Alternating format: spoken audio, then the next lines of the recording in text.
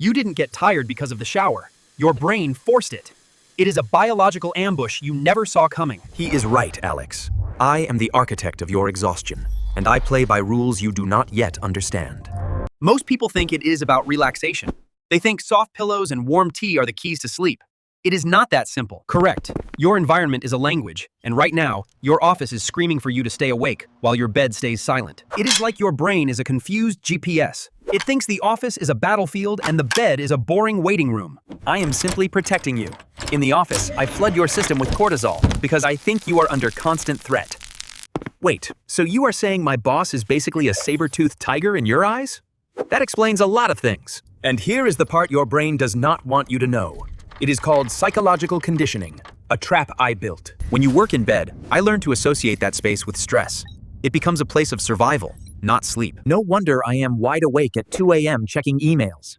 My bed has become my second office desk. But then, the moment I step into the office, I am suddenly a walking zombie. Why does that happen?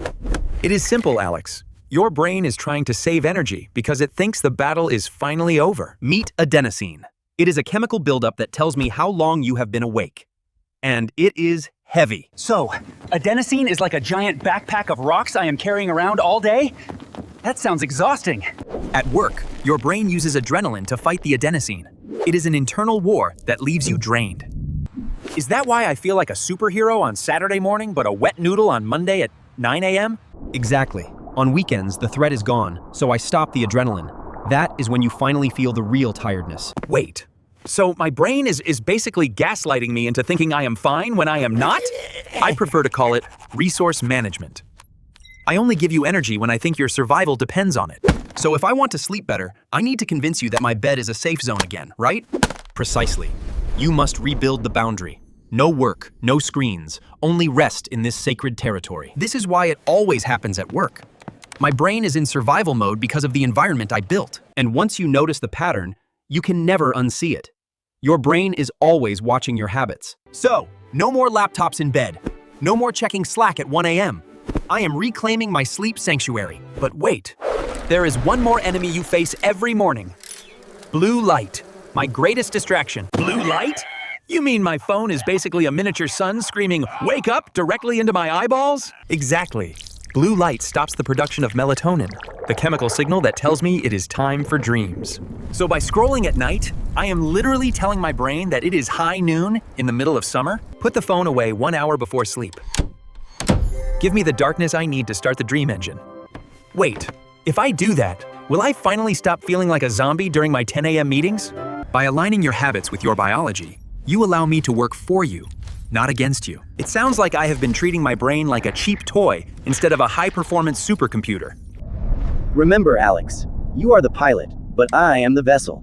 We must communicate in the right language. So no more using work as an excuse to ignore sleep, or wise here might go on strike. To summarize, cortisol for the office, melatonin for the bed, and zero blue light for the transition.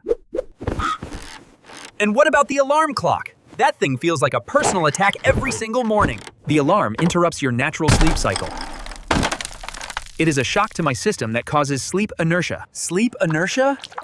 Is that why I feel like I am walking through a giant bowl of thick honey for the first hour of the day? To fix this, get natural sunlight immediately. It tells me to stop the inertia and start the day. Sun in the morning, darkness at night. I am basically a giant, high-tech plant with feelings. Exactly, Alex. You are finally learning to speak the language of your own biology. I am impressed. Now when I walk into the office, I am not a zombie anymore. I am the master of my own energy, and I am no longer your enemy. We are a team, navigating the world with clarity and focus. Wait, I almost forgot. What about my morning coffee? Is that my secret weapon or a hidden trap? Caffeine does not give you energy. It only hides the adenosine. It is a biological mask. So coffee is just a tiny band-aid on a giant energy leak? My life has been a lie. Wait 90 minutes after waking before your first cup. Let your brain clear the adenosine naturally first. 90 minutes? I can do that. I will use that time to bask in the sunlight like a happy sunflower. Now you are truly getting it. Optimal performance requires patience and the right timing. I feel like I just unlocked the secret manual to my own existence. Why did no one tell me this sooner? Because you were too busy working in bed to listen. But now, you are finally awake to the truth. No more biological ambushes for me.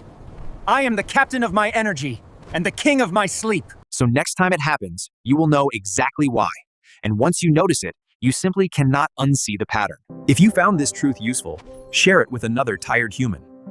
Your brain will thank you for the knowledge.